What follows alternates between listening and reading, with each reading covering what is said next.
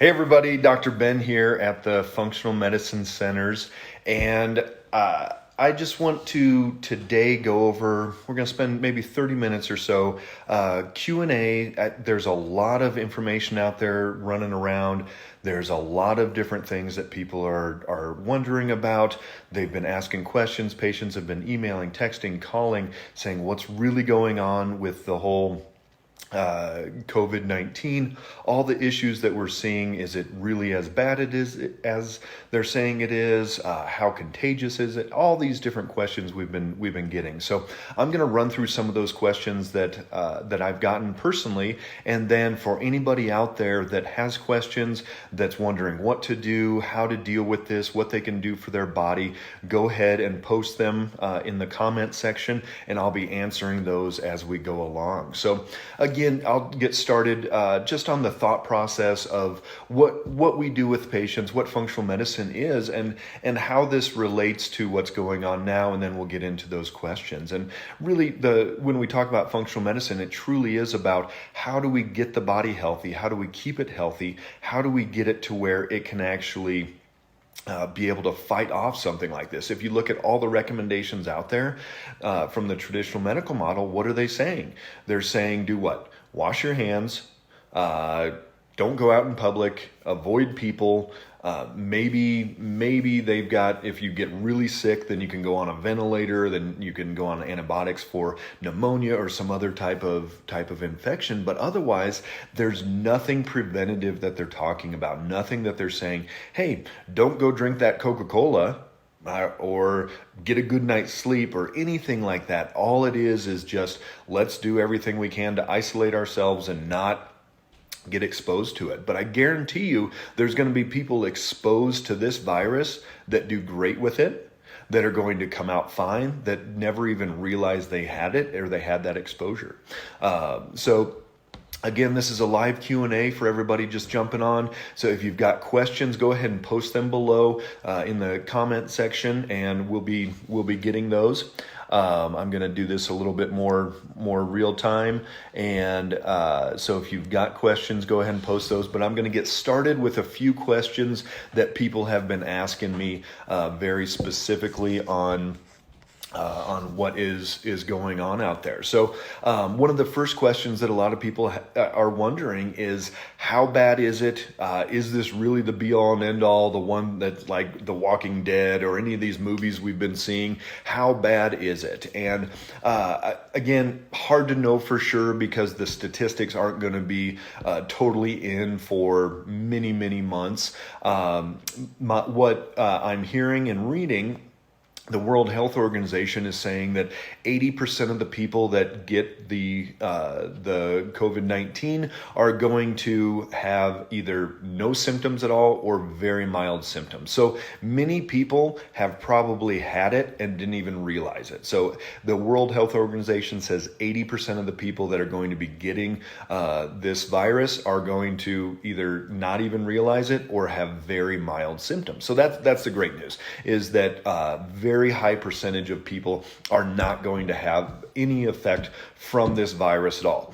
Everyone's going to have effect on the financial side and all the ramifications of shutting down the economy and all those things. And so we all know that. But as far as the health goes, 80% of the people will have no symptoms at all, or very, very mild, which is great. So how contagious is it? It's probably a little bit more contagious than the regular flu. And that's why we're seeing it transfer from country to country. One, because they're tracking it and it's on the TV and they're showing everybody that, but it is a little bit more contagious than the flu. So absolutely, if somebody is in some of those categories that we're talking about, and should they stay away from anybody that's been infected? Should they take precautions? Should they boost their immune system, do everything they possibly can? Absolutely. So how contagious is it? It is more contagious than the regular flu, but it's not like, oh my gosh, everybody that gets touched is automatically infected with this virus. And we all already know that 80% of the population is not going to have symptoms, or it's going to be very, very mild. So again, if anybody's jumping on, go ahead and put any comments, any questions below. if you've got anything that you've been wondering about, or what to do for your body, anything for health, anything along those lines. So yes, it is more contagious than the flu. Is it more deadly than the flu? And this is where the statistics are varied. What we're going to know is that down the road, the statistics will change, and my expectation is that the statistics will actually go down from they're saying anywhere from 10 to 15 times as deadly as the regular flu. What we don't know right now is how many people have actually gotten this, because like we just said, the World Health Organization is seeing that 80% either don't have symptoms or it's very mild. So none of those people are going to be going and getting tested, at least over the last couple months. Maybe now if somebody's got a mild symptom, they will go get tested. But otherwise, what we're looking at is how much more deadly is it? Well, it's pretty amazing what the regular statistics are for the flu, is that upwards of 50 to 60,000 people per year die from the regular flu in the U.S. And that's a very, very typical year. It can go anywhere from 30 to 60,000, but usually about 50,000 people die per year from the flu. So what does that tell us? Well, if this was really going to be 10 to 15 times as deadly as the regular flu, we would need to have 500 to 750,000 people die from this strain of virus, from this COVID-19. That would mean if it was in the 600 to 700,000 people in the U.S. that would die from this virus, that would mean over the next 6 months we would need to have upwards of 6,000 people per day dying from this virus. 5,000 to 6,000 people a day. Is that going to happen? Probably not. Did we take precautions for that? Sure. But overall, the virus, it may be deadlier for certain groups. Meaning, yes, if somebody's over 70, 75, and they have, here's the kicker, it's not immunocompromised people. Even on the respiratory people, yes, they're a little bit higher, but really who's at the greater risk is people that have diabetes, people that have high blood pressure, and people that have cardiovascular disease. So write those down. And anybody that is like, oh my gosh, my family member is immunocompromised, how concerned should I be? Sure, you need to be concerned every day if somebody's truly immunocompromised. And yet, they probably don't have any higher risk of dying if they get COVID-19 versus the seasonal flu. So a lot of people are going to be okay even if they are immunocompromised and they get this. Obviously, nobody wants to test that and get the virus, but there's a lot of misinformation out there on what is actually being affected, who's being affected, what those numbers are. So interesting part is that the cardiovascular, diabetes, and high blood pressure are some of the main comorbidity factors that are going to contribute to death with this virus. And there's a couple thoughts on there. One is what's called nitric oxide, and nitric oxide is going to be deficient in those people, and there's very good indications that low nitric oxide allows the viruses to replicate. And the other is going to be that even angiotensin or some high blood pressure medications or medications for cardiovascular disease, the ACE2 inhibitors, they're going to be allowing the viruses to replicate. And these aren't conspiracy theories, anything like that. British Medical Journal, there's a lot of information out there that is showing that it may not just be immunocompromised people, but it's actually going to be ones that have these other cofactors or comorbidity factors that are going to contribute to them not being able to fight off this virus and allowing it to replicate faster. Great question. So Nelda just jumped on. She said, if I had the flu in mid-February, I took Tamiflu, am I more vulnerable to get the coronavirus? Well, here's what we're looking at. I have not seen any research on Tamiflu specifically. I have seen some research showing that people that had the regular flu vaccination actually are having higher rates of the COVID-19, the coronavirus, which is interesting. And again, hard to say what's true, what's really the statistics will play out to be. But the Tamiflu, I would guess that you're no more vulnerable than you were before. But what we do know is that just by having the flu already this year does not make you immune to getting the coronavirus. Even if somebody's already had the coronavirus, we don't know for sure yet whether it is going to be they're going to actually be able to get that again. So those statistics are not out yet. We don't know if people can actually get this twice, but having the flu, taking Tamiflu, you're probably not more vulnerable to the coronavirus. On that note, what can you do to get yourself healthier, to be less likely to get the coronavirus? And if you already had the flu, hopefully you've put things in place to already build up that immune system and get your body in a better state so that it can deal with anything that's coming at it. So a couple thoughts on this one. We look at the supplement side of things, and what can we do to actually build up our immune system, Nelda? And here's what we're looking at. Janet, got your question here. I'll get to that in a second. I'm going to go over the supplements first and what we can actually do to help build up that immune system. I've had a lot of patients asking these questions. What can we do? How can we really get our bodies able to handle this? Because think about this. 2 weeks ago, my 8-year-old, half the kids in his class were gone with fevers, with coughs, whatever it was, a cold, a flu, whatever it was. Even before the whole coronavirus came out, half the kids in the class were gone. How come half the kids got that and the other half did not? And that's really what we look at is there's going to be a lot of people that had this exposure, that had this virus in their body, but didn't even know it.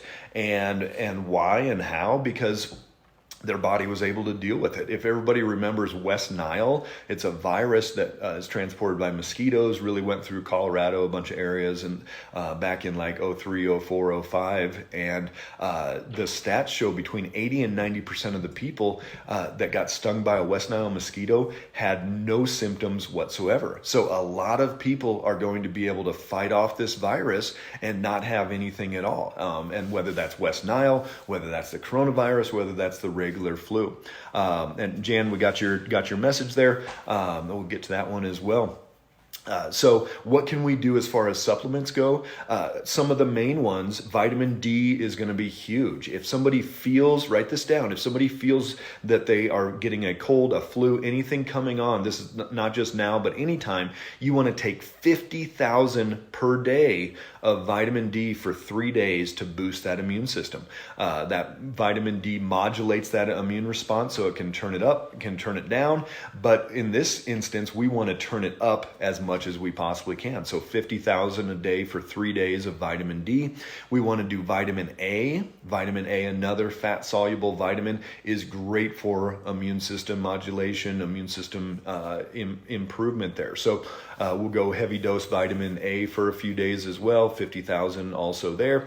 And then vitamin C to bowel tolerance. And that's going to mean you go up to that point if you've ever taken magnesium and gotten loose stools, same thing with vitamin C. So that could be 3, 4, 5,000 milligrams a day. You want to get up to that point.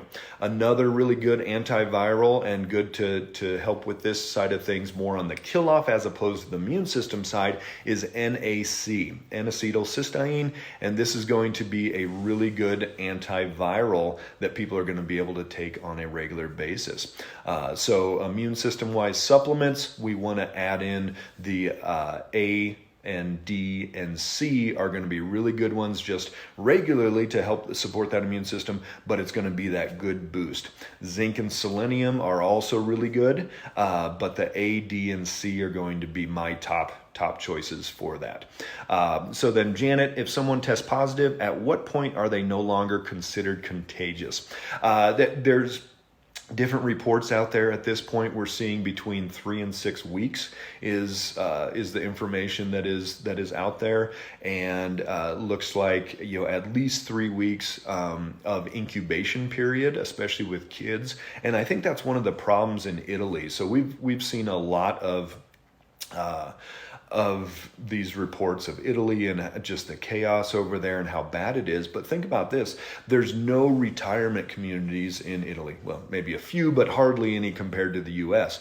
And most of those elderly live with their extended family members. And there's kids coming up and kissing them and all these things. So a lot of these kids were exposed to the virus. 3 weeks they were kissing and loving on grandma and grandpa and having that exposure. And yet the grandparents didn't even know.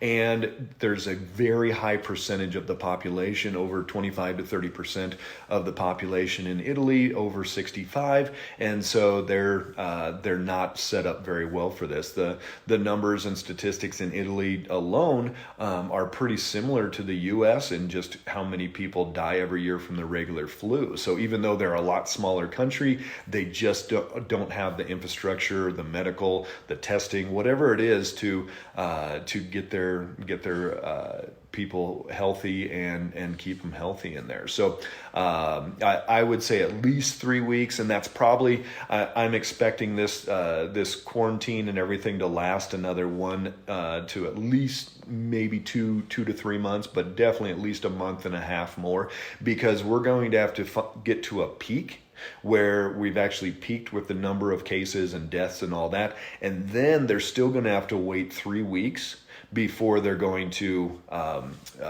really start winding down on a lot of the quarantine and everything, because it will be at least that 3 week mark that they want to see people aren't getting more of the sickness and all of those things.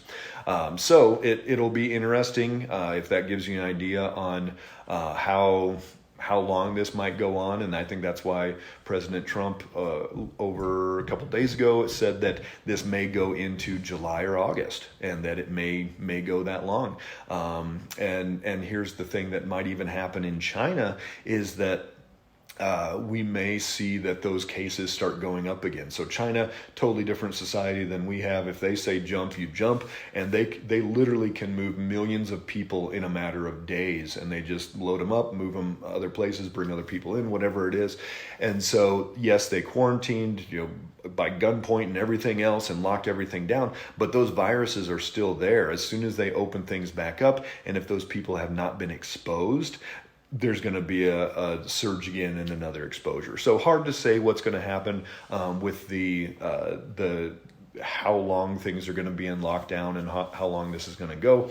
Unfortunately, just like most viruses, just like the flu and everything, it's gonna go through society, and it's gonna go through a lot of. You may have heard of flattening the curve, which means that they're going to try to make it so that it's not everybody gets sick at once. And so that's basically what shutting everything down is doing. It's not necessarily going to prevent people from getting sick in the long term.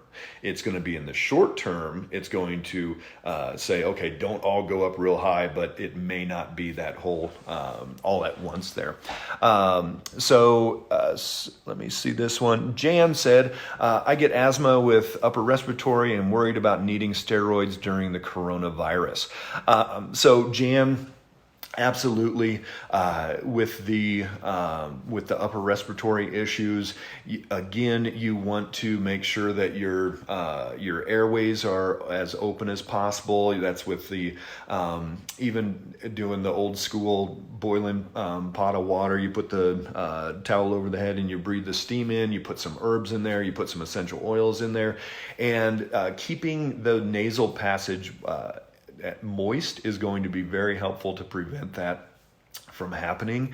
And if there is a true concern for the steroids, and there is a concern that you may not be able to get those, and it could be life or death, that's something you may want to talk to your doctor about ahead of time. and make sure that you have those available. But absolutely, Jan, you want to do everything you possibly can to make it so that you don't have to worry about the upper respiratory. Do the vitamin D. If you have a sauna or access to a sauna, that's a great way to do it. I'm going to talk about here toward the end a little trick that we do with the hot bath and the frozen socks and some different things. I've got a video on it from a couple days ago, so that one will be good as well. So let me know if you have any other questions on that, Jan, if I answered that one. Yes, and Michelle said take the vitamin D down to, I'm going to say, she said 2,000, but 10,000 a day for anybody in this time frame. We look at vitamin D all the time, and most people need at least 10,000 of the vitamin D a day. And we see patients all over the country, all over the world. And so after the 3 days, drop the 50,000 of vitamin D, drop that down to 10,000 during especially during this time. And then as summer comes along and all that, you can check your vitamin D levels. It's a simple blood test and make sure those are doing well. Hey, April in Omaha, how are you? Barbara, and here I thought I should just take vitamin C, so I'm going to order vitamin D and A as well for the hubby and I. So absolutely. I can't see if there's anything else on that message, Barbara.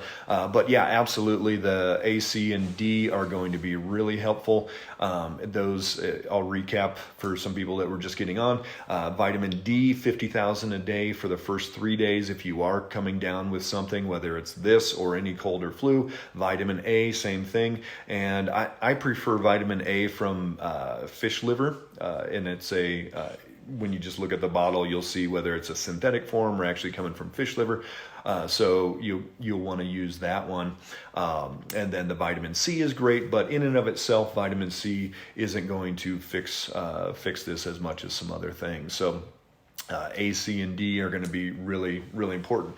Then some of the other questions we had, and if anybody else has questions, this is a live Q&A, so go ahead and type them in here. And if I didn't get to everybody's question, Barbara, if you had more, let me know. I couldn't see the whole thing.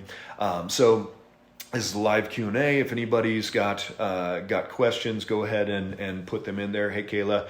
Hey, Darren. Hope you're doing well out there. So who's getting the Elena, we've got vitamin D3 is going to be the great one. So who's getting the coronavirus? If you look at the statistics of who's getting the coronavirus, hold on, Jan, I'll answer that in a second. We've got some pretty interesting statistics. There's either none or maybe one or two worldwide kids that have died under 10. Pretty interesting, because most people are like, oh, kids and old people are the biggest ones at risk. But actually, I've got an 8-year-old and a 10-year-old, and right now they have about zero risk of dying from the virus. They're out jumping on our trampoline right now, and they probably have a higher risk of falling off the trampoline and dying on the trampoline.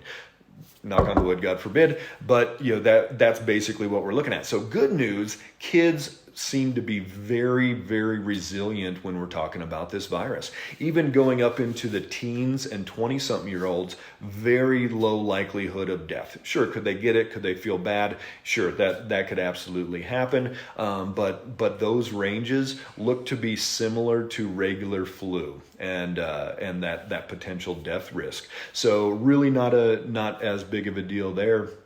Hey, Kim. So really not a big concern there. Obviously in Italy and some of those places like we were talking about, they're giving grandma and grandpa a kiss because grandma and grandpa are living in their house because they don't have retirement communities. So those kids are holding on to these viruses, and they may never even feel symptoms, but they're also looking at like 21 to 24 days of incubation. And so that's why, again, we were talking earlier that it may be another 1.5 to 3 months before they wind down quarantine and all that, because they're going to have to see the cases and deaths peak and almost start coming down, and then another 3 weeks to make sure that that incubation period is clear there. So how much NAC and zinc I like? So Jan, I like on the zinc, we can do about, let me see, we'll do 50, hey Denise, we'll do about 50 milligrams of the zinc, and then the NAC. Let me, I'll shoot you over a little more specific recommendation, or I'll put some things in the comments on these, and it'll be more specific for everybody there, kind of on what we like to see there. So, and then, and same thing, Kim, you got on about the vitamin A, 50,000 a day for the vitamin A, and we'll do that for 3 days.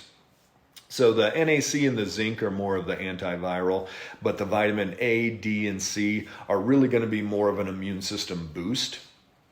And let's see. All right, thanks for the sweet message there.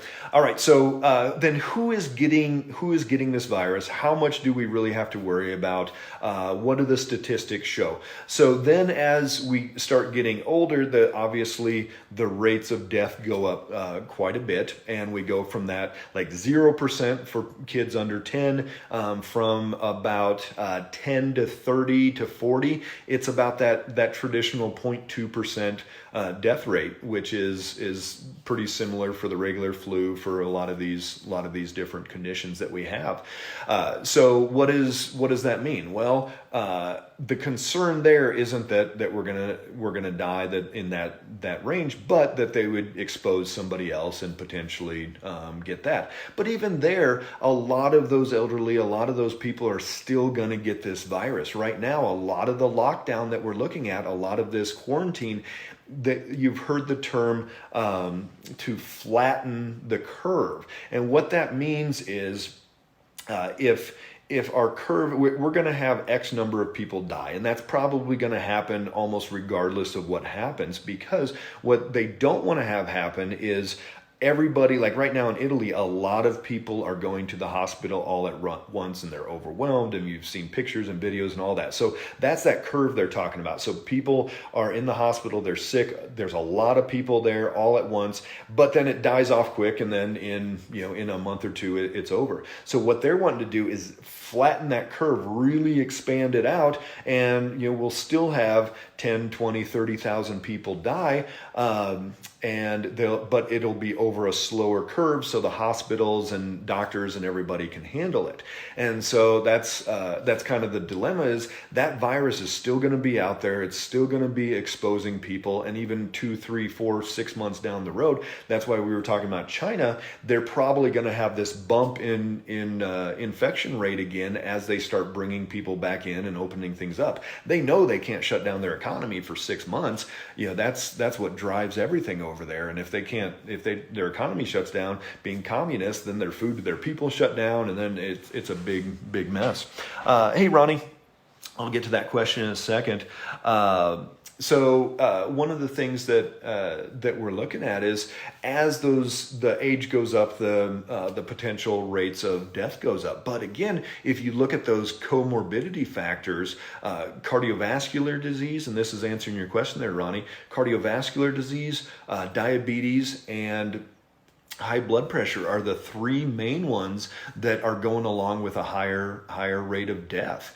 And it's not immunocompromised people. I was very surprised to see that as well, that it's not immunocompromised people being in even the top 6 or 7 comorbidity factors. So your son who has MS, he is not on any MS drugs and is doing really well through diet and supplements.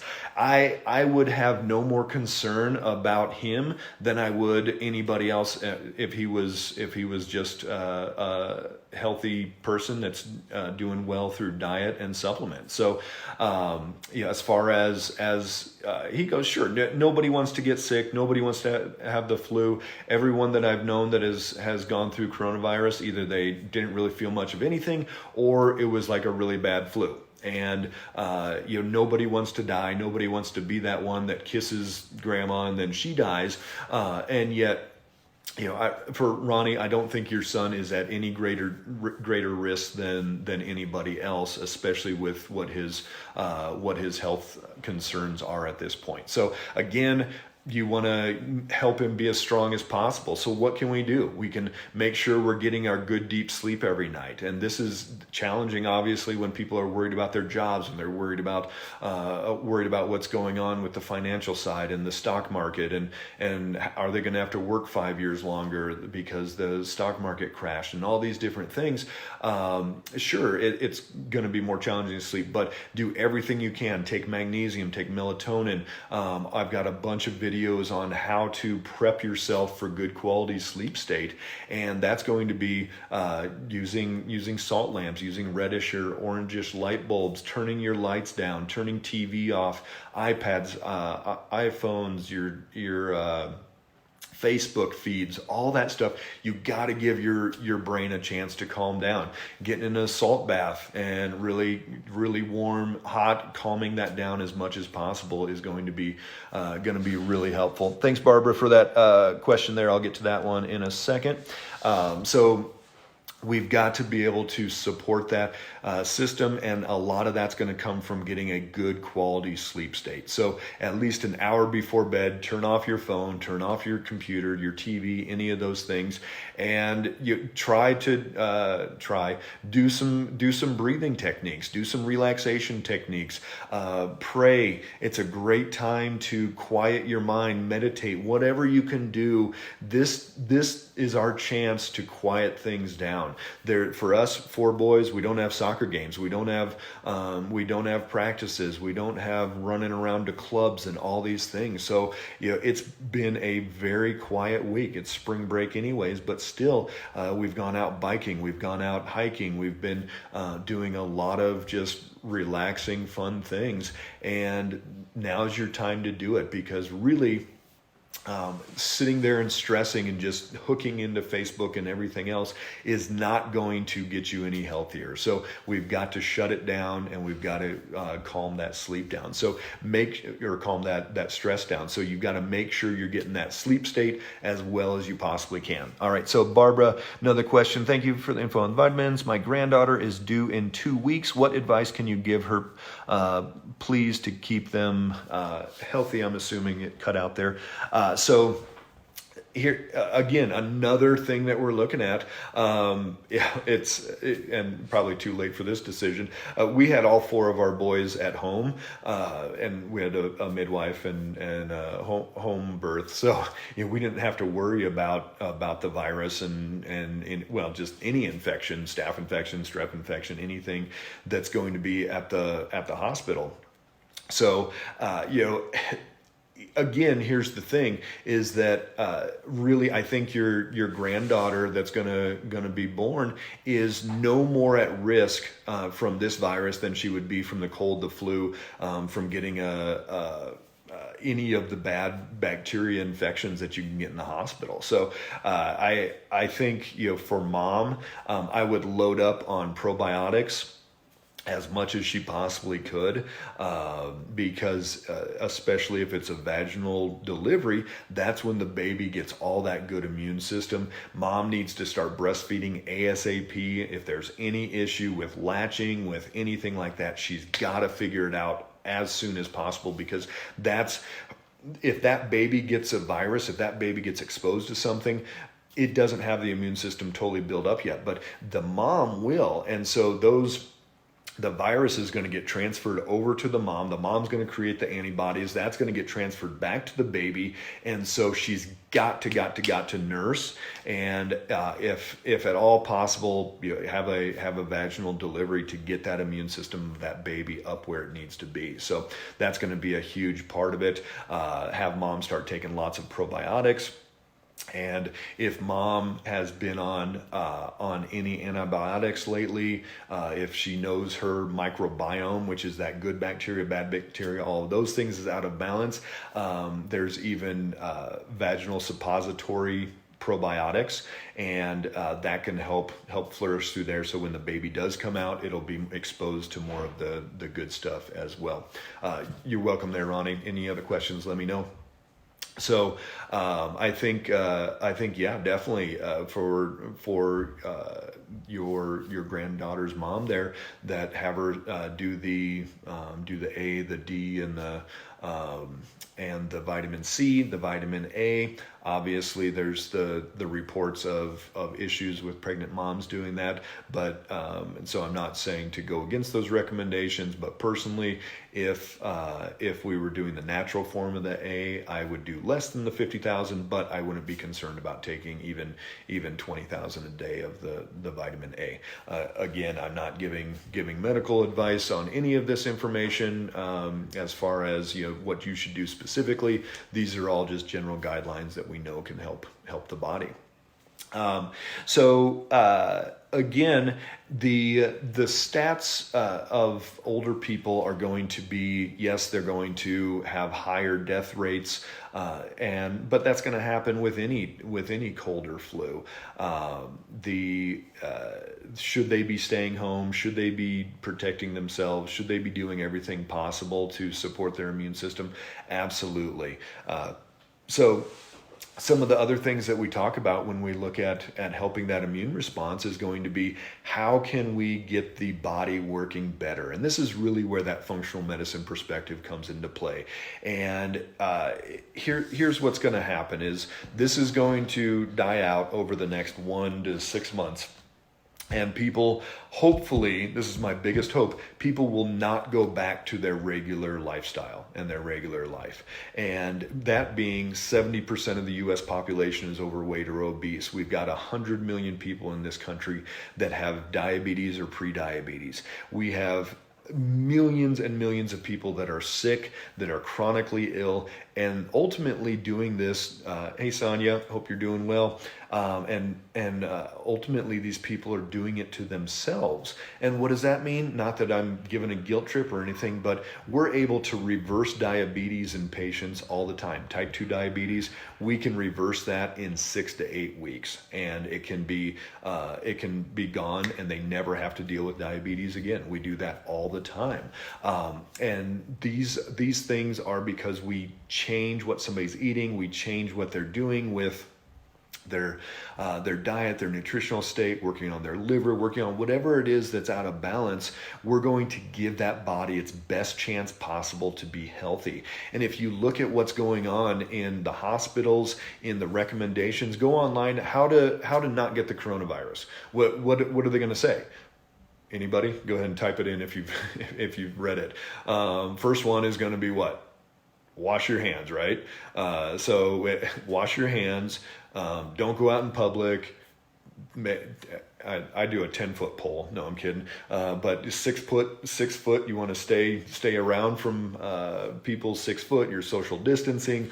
They're going to say you want to use hand sanitizer, some of those things, but none of that is designed to actually help your body and to fight this off, because I guarantee you could put a very healthy person that has everything going for their immune system, for their body, and doing as well as they possibly can, doing acupuncture, doing chiropractic, massage, doing good mental health state, whatever it is that they're doing to help support their body, they could get exposed to almost any virus out there and not have to have symptoms, not have to go to the hospital, not have to get to that point where they're going to die.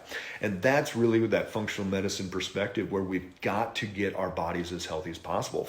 So in the next 1 to 6 months, when this dies down and things get back to normal, my hope is that everybody takes a look in the mirror and says, holy cow, what can I do differently? Because I dodged the big one there. I know I'm not as healthy as I should be. I know I'm not as vibrant as I should be. I know that I've got a low thyroid, or I've got gut issues, or I've got cardiovascular issues, or whatever it is. Now's the time to take care of that. And we have people, we just started with a lady today. We started care.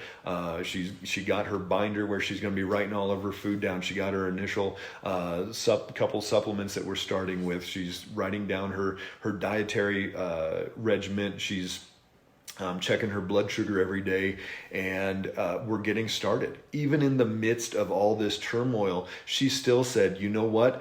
I know now is the time to go and get my body as healthy as possible. And I'm not going to wait till this blows over. I'm not going to wait till things get better. I'm going to do it now. And that's really what I encourage every single one of you to do, is look in the mirror. Just like I think about over the last 10 years, who was kind of the joke people out there, and they had TV shows about them and everything, preppers, where people had bunkers and people had 10 years of dried food, and they were buying guns and all these things. And go look at Costco and see if they're smiling now because they were prepared for what's going on. And this isn't even that major of an issue. There's no shortage of food. If you look at what's going on, we actually have excess right now. Because why? Because cruise ships are shut down, because college campuses are shut down, dorm rooms are shut down. All of these places where they are buying tons of food, they're done for at least 3 months. So what does that mean? Hey, Denise, what does that mean? It means that we're going to have excess food for quite a while. So people that are stocking up, sure, we should always have at least a few weeks supply of food. We should always have a few weeks supply of supplements, medications, anything along those lines. But we do not have a shortage of food in this country. If you go to the grocery store, you may think that, but think about it this way. And again, anybody that's got a question, go ahead and type it into the comment section here, and I'll answer those. We've gone through a bunch. If you missed anything, you can go back and replay this. We've talked and answered a lot of questions, but think about this. The distribution system in this country is set up that we have 100% of food that is needed throughout that entire country. And it's pretty amazing that you go into the grocery store at any given time, and occasionally there might be like, man, my favorite pasta sauce is out this week because there was 12 extra people bought it or whatever. But if you think about it, it's pretty amazing that they're able to keep it that pinpointed in. And so what happens then is when society buys 130%, 140%, in that week or two period, then we're going to have the shortages. We're going to have empty shelves and some of those things. But all it takes is a week or two to get caught back up, and we're back in a good place there. There is no shortage of toilet paper. The toilet paper manufacturers are producing plenty of toilet paper. There's enough toilet paper for everybody else out there, and that is what started this run on everything else as far as all the foods go. There's plenty of food. I was reading an article, the Chicken Farmer Association, they have 95 million, or no, it was 950 million pounds of chicken on ice in this country, ready to be shipped out, that's constantly being turned over. We have plenty of chicken. We have plenty of food. Avocados. Cruise lines use tons of avocados. We actually have excess avocados right now because the cruise ships are not going at all. And now they've got all these avocados, and they're trying to get them out to the stores. So don't worry as far as the foods go. I think everybody needs to be prepared, and everybody should have enough food and water, especially people in Colorado. We could have a blizzard. Tomorrow we're supposed to get 4 to 10 inches. If you remember the flood back in 2013, we had, what was it? 10? No, it was like 14 inches of rain. That would have been like 10 to 12 feet of snow. If that was snow instead of rain, you actually absolutely need to be prepared. So being prepared is different than just going and stocking up and buying tons of pasta. So coming out of this, yes, people need to be prepared, but it also needs to be what's happening with our health. And we need to be not just preppers for our food, preppers for our toilet paper, all those things. We need to be preppers for our health so that we can handle any stressor that comes our way. My patients that I've been working with over the last year, and we've gotten their health to this place of so much better. I'm so thankful for that because they're in such a better state to fight off any of this stuff than they would have been. So everybody that's out there, everybody that's been working with me, thumbs up. So thankful that you guys have been doing what you've been doing. Now I encourage everybody else on this call to take action, not just today, not just tomorrow, but long term. Do the things day in and day out to be as healthy as possible. Angela, hello there. You may have already covered this, but can you speak to the importance of not taking OTC decongestants when you begin to that is weird. It says I can click on it to see more, but it doesn't. Can you type in the rest of that question, Angela? And and what you were talking about with the decongestants, if it was the actual medication or if that was going to be what it would do to the body from taking those. So go ahead and just type in the last part of that question again, Angela. I can't get to that whole thing. So again, this is Q&A, and if you've got any questions about what's going on with the virus, with your body, what to do, anything through there, go ahead and shoot those in below. Hey Heather, how are you doing? Give me some questions, throw some stuff at me. We've been answering a bunch. I've been going through a lot of different things and just how to get that immune system, how to help everything get going. So again, we'll recap a few things. We've talked about vitamin A, D, and C are really good when you first come down with something, whether it's a flu like the coronavirus or a regular flu or a cold or a cough, anything like that are going to be great for doing that. Elna, get a cold was the rest. Let me scroll up to this one. And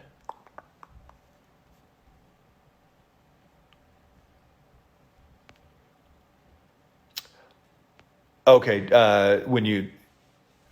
all right, how drying up mucous membranes will push viral bacterial pathogens into your lungs. Awesome. Yes, Angela. Great point. And we talked about this a little bit, that we actually need, her question was, can drying up mucous membranes be a problem and actually push the viral bacterial pathogens into your lungs? Absolutely. We need moisture, and that's one of actually the encouraging things about spring coming, and open up your windows and getting moisture into the body, and this virus is going to start dying out here pretty quickly. So we don't want to just take a bunch of decongestants that are going to dry up those mucous membranes. Like we talked about earlier, even doing the old school where you take a boiling pot of water, put it over the table like this, put the towel over your head and breathe in that moisture. You can put in some essential oils, some eucalyptus, some peppermint, some different essential oils or herbs to breathe that in. But that's really, really good to keep it as moist as possible. And that's going to be a big part of our immune system and that defense through there to be able to fight off any of those pathogens. So it's tempting to take the decongestants and you might feel stuffy, some of those things. I would rather use a neti pot. I would rather you do some sinus irrigation. And then you can do the Nelly Med. You can get those at Walgreens where it's this electric and it goes zzz and shoots it up and through. The Sinigator is good.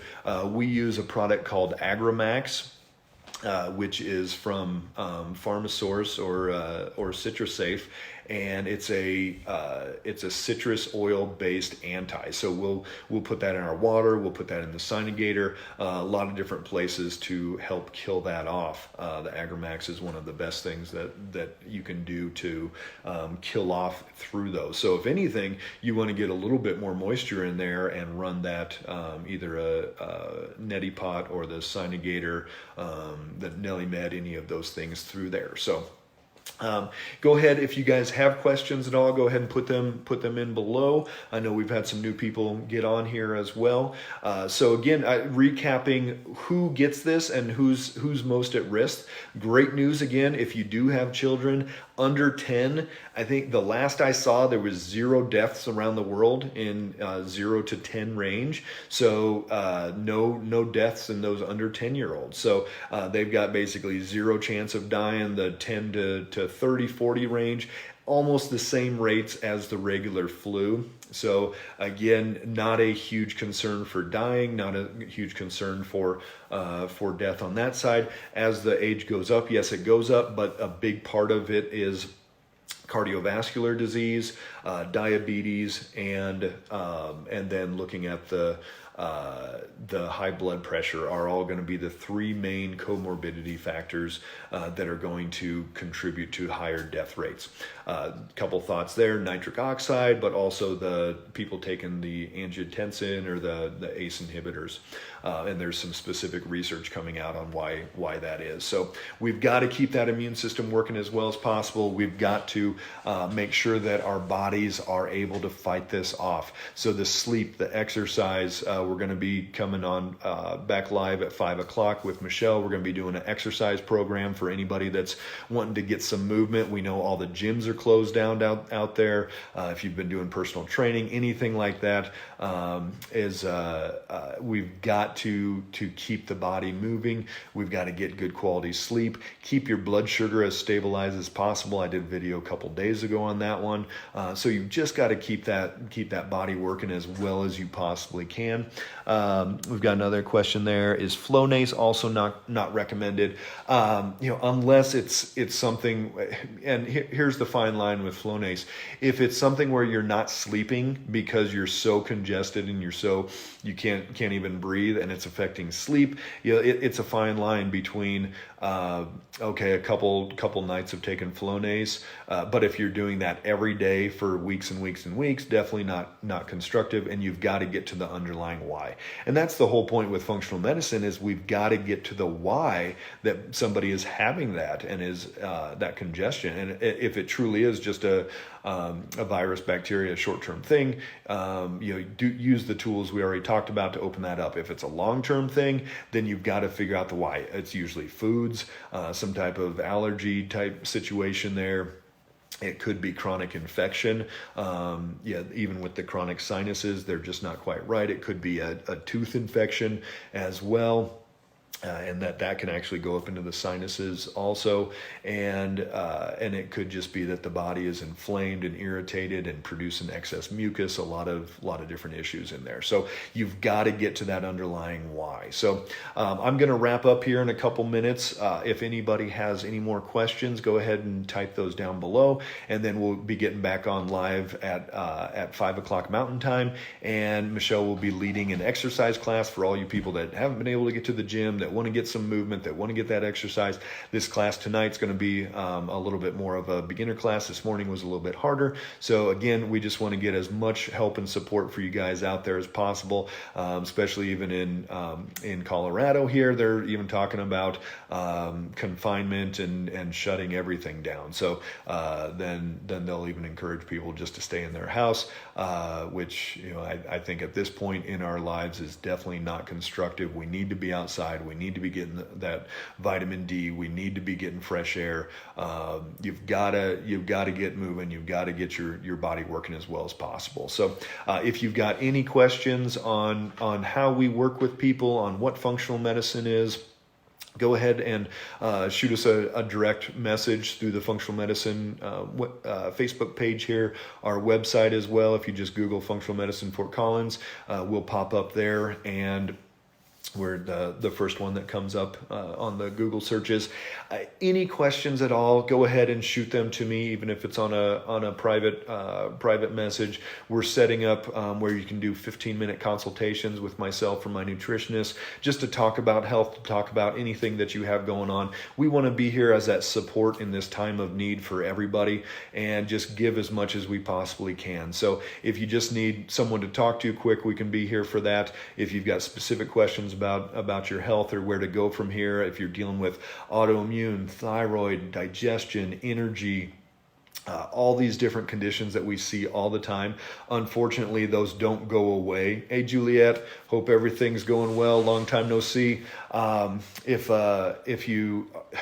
you're dealing with any of those issues, just remember that those don't just go away in these times of stress. Those just aren't going to go away as we go into a recession or whatever's going to happen. You've got to take care of that. You've got to put the time and energy into getting your body back and your health back. And we're here to help on whatever level somebody needs. So if you've got specific questions, if you need anything through this time, reach out to us. We're here to help. We're here to support. We work virtually and remotely with people all over the world, and we're able to do that. Every single one of my patients next week, we're scheduled already to have them on remote visits. The office, unfortunately, is not going to be able to be open for a little while, but every single one of my patients, we're going to be able to talk to them. We're going to be able to support them, drop ship them supplements, do everything we can to keep their body as healthy as possible. And that's what I want you to do. That's what I encourage you to do. Get your health to a level where you can deal with anything, because guess what? This isn't going to be the last virus that goes around. This isn't going to be the last bacteria, the last contagious thing, the last time of stress in our society. So you've got to have everything in place to get that done. So, hey, everybody, thanks for jumping on. I'm going to hopefully be doing these here over the next few weeks and give you guys just as much information as we can. If you've got specific questions, direct message them to us, and I'll keep doing this. So everybody, be safe out there, be well, and just take care of yourselves. Do everything you can to be as healthy as possible. Bye-bye.